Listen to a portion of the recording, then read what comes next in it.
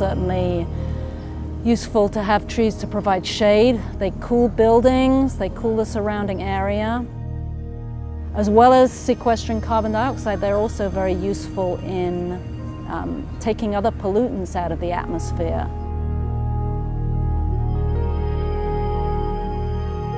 As we know, they also provide a lot of benefits just in making the surroundings much more beautiful and much more pleasant to be in.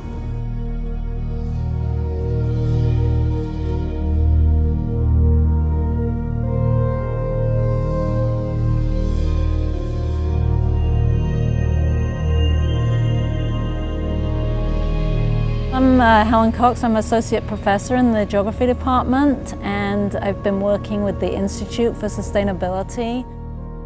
One of the first projects that I was involved in with the Institute was to measure and identify the trees on campus. It started off to do with my interest in doing a carbon footprint of the campus, because you can kind of offset your emissions, some of your carbon emissions, by planting trees, and I was sort of interested in finding out, well, how much does that really account for and how much can trees take up? I was introduced to a plant atlas that had been made by Robert Gostand, a professor in the geography department. It's a really detailed documentation of all the trees and all the shrubbery on campus, and that was from 1989, obviously pre-earthquake. And so I thought, well, while we're measuring the trees to do the carbon footprint, then it would be really interesting to also look at updating the tree atlas at the same time. Basically, how much the tree will sequester in terms of carbon dioxide is just to do with its growth rate. So if you measure its diameter, then from that you can use various equations to try to compute its approximate volume. And if you know the species and the climate zone, then from that you kind of calculate what the growth rate is.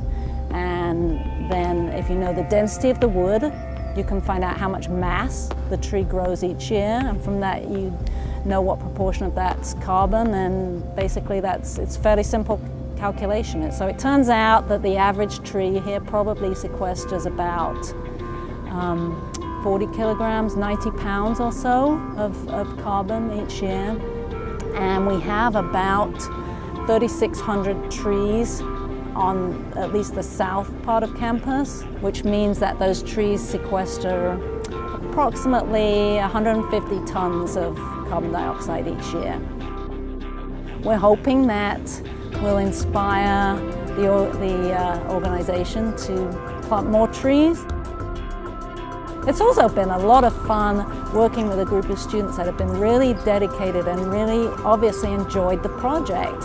When I started, it was a sort of a measurement project, and I'm not a botanist by any stretch of the imagination, but as the students have taken me out to show me things, and as they've been talking to other people to learn about the different trees, they brought that information back to me, and I've started learning a lot more about all the trees on campus. We hope to put the information all in a format that people can download it and display it on Google Earth. So we're hoping in having that kind of digital atlas available, that it'll get more of the CSUN students, more of the campus community in general, interested in the trees and looking up information, and maybe they'll find species they want to plant in their front yards or that they're interested in researching. So.